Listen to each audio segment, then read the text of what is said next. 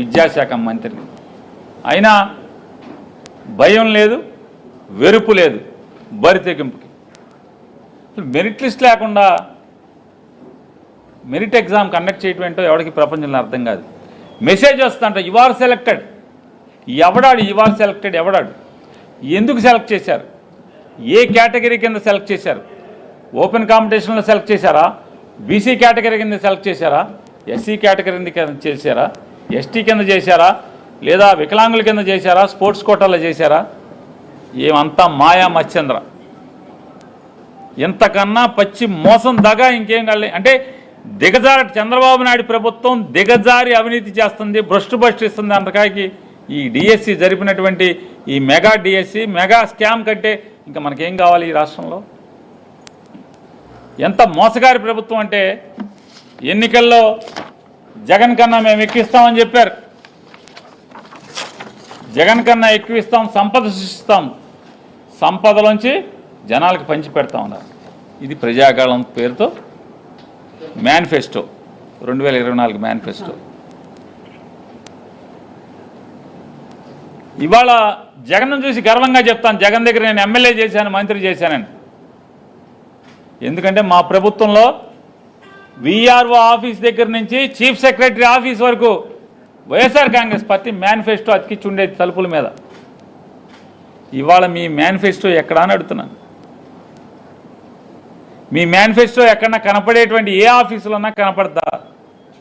Chief secretary ఆఖరి ముఖ్యమంత్రి కార్యాలయం అయినా మీ మేనిఫెస్టో అతికిచ్చుందా?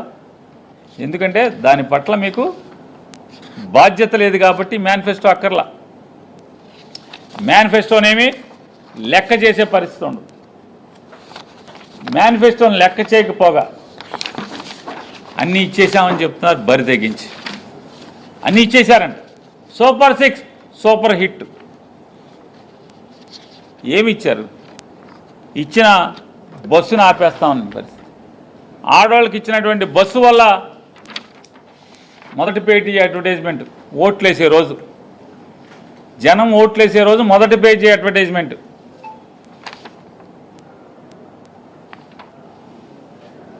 ఇందులో మీ అంతరాత్మ మీరు ప్రశ్నించుకోండి.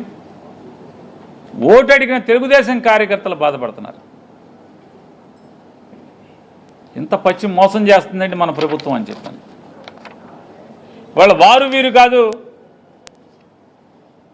సాక్షాత్తు వాళ్ళు చెమటోడ్చి సంపాదించిన డబ్బుల్ని పార్టీ ఫండ్కి ఇచ్చి, లేదా వాళ్ళు స్వచ్ఛందంగా ఎలక్షన్లు అప్పుడు ఖర్చు పెట్టుకున్నాం, లేదా విదేశాల్లోంచి వాళ్ళు ఆఫ్రికాలో ఉన్నా, డల్లాస్లో ఉన్నా, లేదా కెనడాలో ఉన్నా, ఏ దేశంలో ఉన్నా వాళ్ళు సంపాదించిన డబ్బులందరూ తలకాసి తీసుకుని వచ్చి ఇక్కడికి హైదరాబాద్ నుంచి, మెడ్రాస్ నుంచి, గుంటూరు నుంచి, బెంగళూరు నుంచి, ఢిల్లీ నుంచి, బొంబాయి నుంచి ఎక్కడ పడితే అక్కడ ఈ రాష్ట్రంలో ఓటున్నోళ్ళు, కుర్రోళ్ళు ఎక్కడుంటే, లేదా ఆడపిల్లలు, యువకులు ఎక్కడుంటే అక్కడి నుంచి అన్న ఫ్రీగా బస్సుగా పెట్టి తీసుకొచ్చి తెలుగుదేశం పార్టీకి ఓటేయించినటువంటి ఔత్సాహికులు ఎవరైతే వాళ్ళందరూ ఉన్నారో, కష్టపడిన వాళ్ళందరూ ఇవాళ నరక యాత్ర అనిపిస్తున్నారు మానసికంగా. ఎందుకంటే వాళ్ళకి ప్రభుత్వం నుంచి ఏ పని కావాలన్నా కూడా డబ్బులు ఉందే పని అవ్వట్లేదని చెప్పనేది బాధ. అరే మా చెమట వచ్చిన డబ్బులతో ఎలక్షన్కి వీళ్ళకి చేసి పెట్టాం కదా, కష్టపడ్డాం కదా.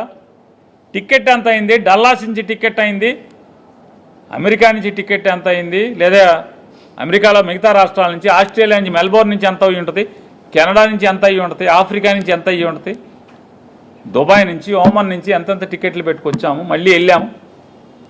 ఇవాళ మా ఆస్తులు ఆక్రమిస్తున్నారు ఎమ్మెల్యేలు అని చెప్పని కన్నీరు మున్నీరు అవుతున్నా పట్టించుకునేవాడు లేడు. మంగళగిరిలో, సాక్షాత్తు మంగళగిరిలో వారం వారం దుకాణం అన్నారు, వారం వారం దర్బార్ అన్నారు. కొత్తలో 3 నాళ్ళ ముచ్చట. ఆ కొత్తలో ఎవరైనా సాంబశివరావో, లేకపోతే రాజేషో, ఇంకో కిషోరో ఎవడొకడు ఉండేవాడు. ఇప్పుడు వాళ్ళు కూడా లేరు, తలుపులు తీసే పరిస్థితి లేదు. ఎన్నికల ముందు ఓట్లు అడుక్కునేప్పుడు మాత్రం జనసేన అధ్యక్షులు ప్రతి ఊరు వెళ్తారు, ఆ ఊరిలో కళ్యాణ మండపం తీసుకుంటారు, కుర్చీ వేసి కూర్చుంటారు, రండి రండి అందరూ రండి అర్జీలు నాకు ఇవ్వండి అంటారు. పెద్ద ప్రహసనం, అర్జీలు తీసుకుంటారు. ఆ అర్జీలు మేము జగన్కి రాసామంటారు, నువ్వు తీసుకుని జగన్కి రాస్తానంటారు. ఇవాళ తీసుకోరే అంటున్నాను. ఇరిగేషన్ డిపార్ట్మెంట్లో గవర్నర్ గారి బంగ్లా పక్కన ఆర్భాటంగా ఉప ముఖ్యమంత్రి గారు తన బంగ్లాలో దర్బార్ అన్నారు, బ్యారికేడ్లు కట్టారు. పరదాల ముఖ్యమంత్రి అని జగన్ అన్నారు, పరదాలు కట్టుకుని కూడా మీరు ఇవాళ దర్బార్లు నడిపే పరిస్థితి లేదు. జనాన్ని